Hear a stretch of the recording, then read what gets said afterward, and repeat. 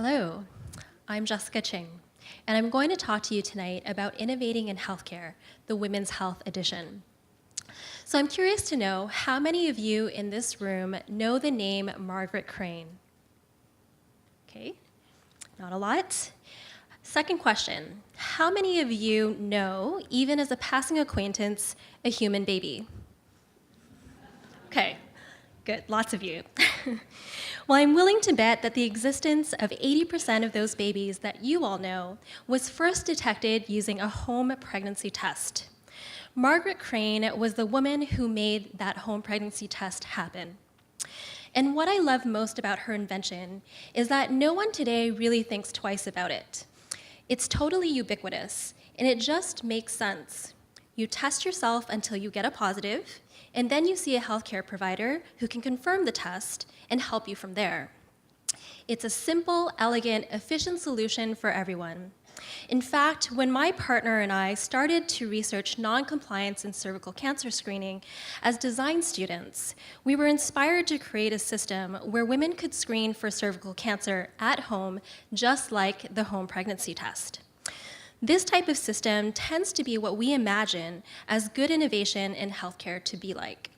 Solutions that are quick, cheap, accurate, and frees up resources. Well, Margaret first proposed her idea for this test in 1967, and even though it eventually became a commercial success, it almost didn't exist, and it took a decade for this product to get out to market. Well, tonight I thought I would take a look at some of the challenges that Margaret faced when developing the home pregnancy test and compare that to challenges that we now face in developing a home HPV test, two home screening products for women developed 50 years apart. So challenge number one, changing culture. Back in the 1960s, it was the norm, as it is now, that doctors were in charge of anything healthcare related. When the home pregnancy test was first introduced, it was met with resistance, not because it was a bad test, but because it simply was not the way that things were done.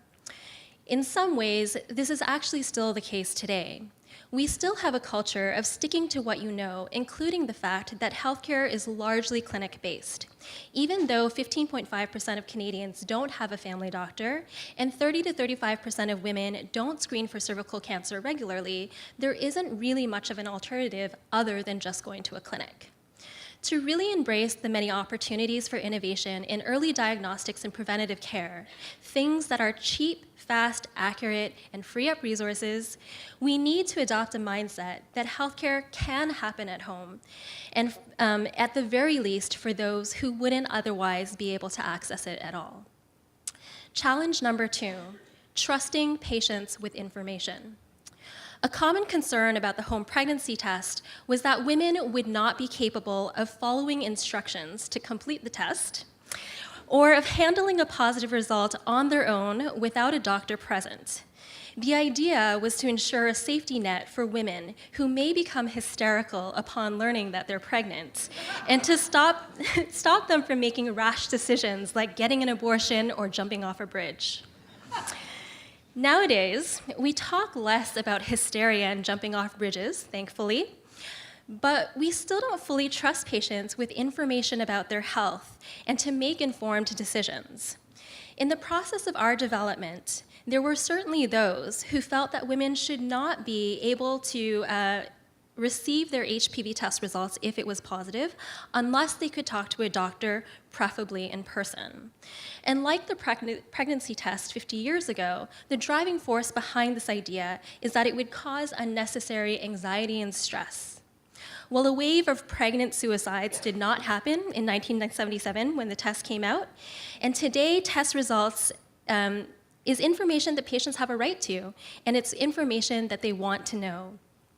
It's also information that drives them to seek education and to learn more and be informed when they talk to their providers.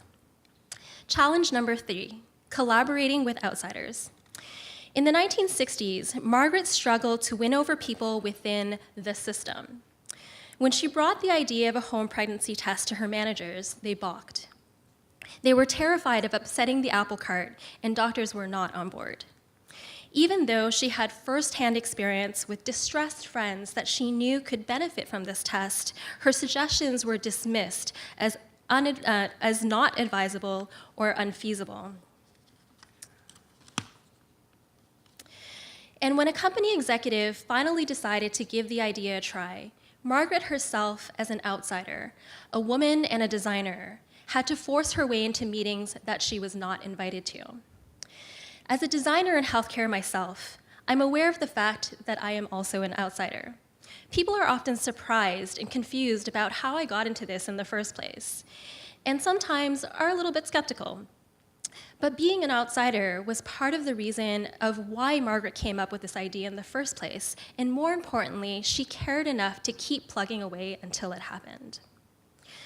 So looking back, while there has been a lot of change over the last 50 years, many of the challenges to innovating in healthcare remain somewhat familiar. But what also remains is that there is still an incredible opportunity for tenacious innovators and their partners and champions to improve the system that impacts us all. So to close, I'd like to share a few ideas on how I think we might be able to better support innovation in healthcare so that 50 years from now, this talk will be very different for the innovators of the future. Idea number one, innovation is not just for innovators. I think that if everybody who worked in the healthcare system actively sponsored one or two ideas they thought could improve their field of practice, we would see an explosion of good solutions and more openness to new ideas. This would also build a culture of innovation across the healthcare system. Idea number two, patients are a treasure trove of innovation. Patients, the end users of healthcare services, can be an incredible guiding force for discovering new solutions that we may not have thought of before. Idea number three, there is urgency to innovate and adopt. I know that 1 woman a day dies of cervical cancer, and that since we started our project, roughly 2,200 women have died of a preventable disease.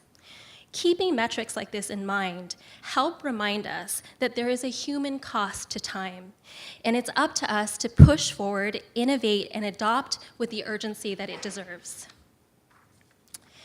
It goes without saying that Margaret Crane is one of my heroes for changing women's health and having the perseverance to do so. My hope is that this talk has inspired you to support a healthcare innovator or become one who is working on their own simple, elegant, efficient solutions that at some point in time in the future, no one will think twice about because it just makes sense. Thank you.